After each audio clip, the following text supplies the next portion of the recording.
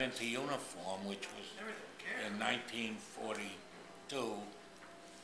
I went to basic training, and I became part of the 8th Air Force, and immediately knew that I was going to go to England, because that's where the 8th Air Force was. At any rate, after 3 months of basic training, my company shipped overseas, and we did land in Scotland, and from Scotland they put us on a train to our base in East Anglia, which was on the east coast of England, close to the English Channel. Where were your brothers at this time? At this very time? My brother Dave had polio, and so he could not go into the Army.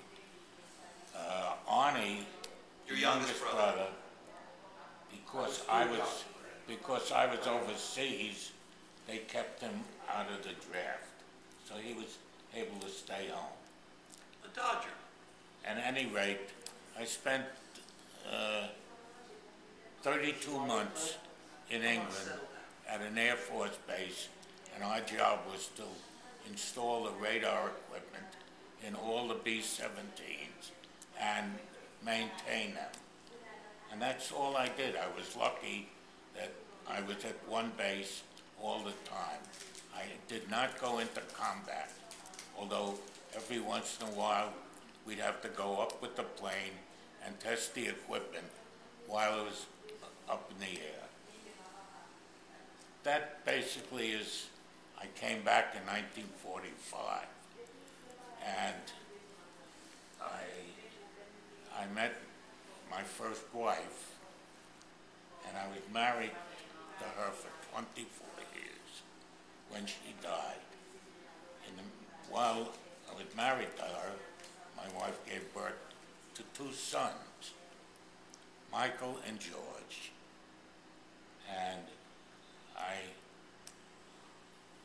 should tell you the fact that when I was a young boy, 17, my present wife Gertrude and I were going out. We were boyfriend and girlfriend, and she was 15, I was 17.